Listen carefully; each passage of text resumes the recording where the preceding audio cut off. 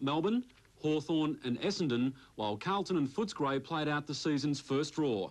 But first to VFL Park, where the Demons ended Geelong's winning streak with a 3-point victory. Melbourne had skipped away to a 20-point lead during the last quarter and in a nail-biting finish just managed to hold off the Cats. The Cats wasted no time snapping into action. From the word go, they headed goalward to open up a healthy break while making the Melbourne backmen look flat-footed. The Demons soon realised they needed to do something and were just as quick to make up the difference. They used Bennett as their target up forward. He booted 2 valuable goals to cut Geelong's margin back to 3 points at the first change. They lost that within a minute of the second term.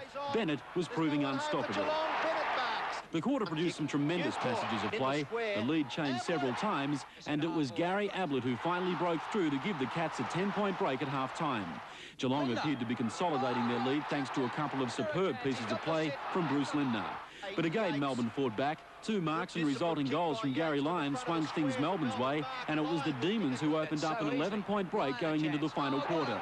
The term was football at its most desperate. Geelong came so close to winning, but in the end it was the Demons by 3 points in yet another heart-stopper for their fans. Essendon shook off a determined Richmond after half-time in a hard but high-standard game at the MCG. Umpires were kept busy in an often spiteful first half before the steadier Dons kicked clear to win by 33 points. The Tigers' Pickering and Goodwin were reported open after Hawthorn demolished Collingwood by 10 goals at Princes Park. The Hawks held a 50-point break at half-time and refused to let the Magpies back in after the break. Dunstall finished with 11 goals, while the Magpies' McEwen and Christian were both reported. More from Craig Huggins. Princes Park was in good enough condition for the Magpies to show off their high-flying skills, but the Woods groundwork was on target too. Good tackle by Ayres, up the ground by Kelly. The lead changed 5 times in the opening term, but when Dunstall kicked his first of 3 for the quarter, the Hawks took control to lead by 4 goals at the break. Great snap. Collingwood could have stayed in the huddle for the second term. Before they realised the siren had gone, Curran had booted 2. 10 metres out, another goal for Hawthorn. Dunstall scored another 2, and as frustration set in, the siren sounded a 50-point lead to Hawthorn. McEwen goaled quickly for Collingwood in the third. Dunstall answered with a screamer and steered his 7th through, but McEwen showed he could fly as well, producing mark of the match. And even though he scored the Magpies 4th for the quarter, Hawthorn held a 55-point lead at the last break. The first 15 minutes of the final term were all Collingwood's, but finding the middle was a problem. Finally, McEwen snapped through. And it somehow seemed appropriate when the 2 dominating Hawk forwards completed this passage of play to give Dunstall his 11th. Hawthorn home by 10 goals. Craig Huggins, National 9 News. Now to that draw at the Western Oval, and a disallowed goal in the dying minutes of the match denied Footscray victory over Carlton. The heavy ground didn't help the standard of the game, and after a low-scoring affair came the controversial finish. Stephen Silvani was reported. Bill Rule reports. The first quarter was a battle of defences and unfortunately all too frequently punctuated by mistakes. Both sides managed only 1 goal each, the best of which was when Atkins found McLean and Footscray led by a point at quarter time. The second term began a little more brightly, and when Kernahan delivered beautifully to Dorrit for a mark and goal, Carlton had their second. Adrian Campbell kicked Footscray's only 2 for the quarter, and at the long break it was the Bulldogs by 7 points.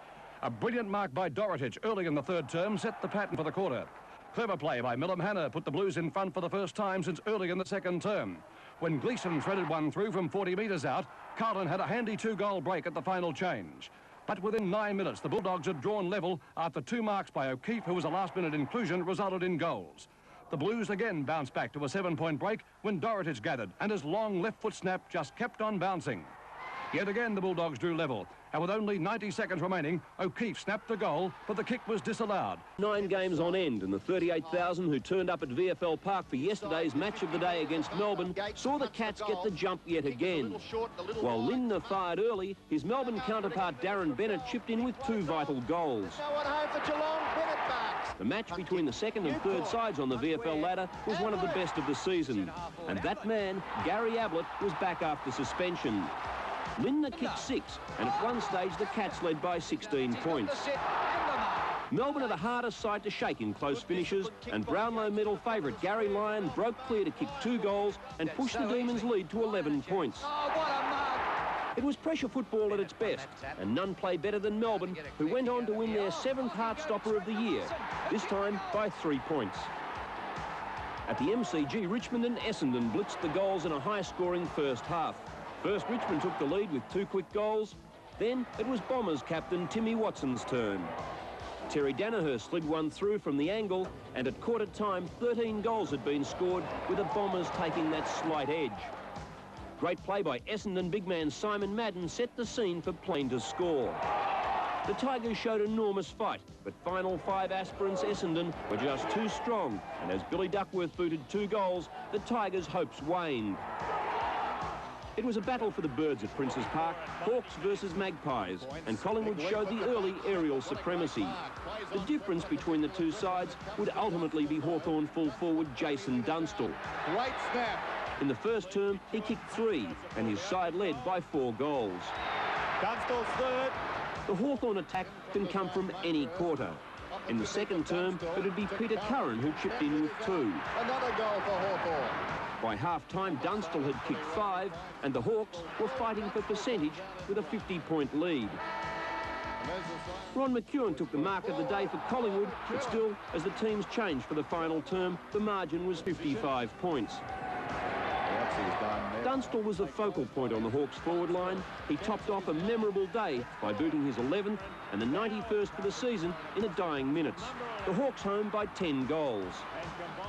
Footscray and Carlton have played some cliffhangers at the Western Oval over the years, and heavy conditions and low scoring would make yesterday's game another thriller. The Bulldogs led by a point at quarter time. Adrian Campbell kicked 2 in the second quarter, and Footscray stretched their lead to 7 points at half-time. A screamer to John Dorotich, and classy play by Miller Mahana enabled Carlton to claw its way back into the game, and they had turned the match around at three-quarter time. With 90 seconds of the match remaining, the scores were level. Philip O'Keefe, a last-minute Footscray inclusion, snapped a goal. The score was disallowed to the fury of Bulldog supporters, and both sides had to settle for the first draw of the '89 season.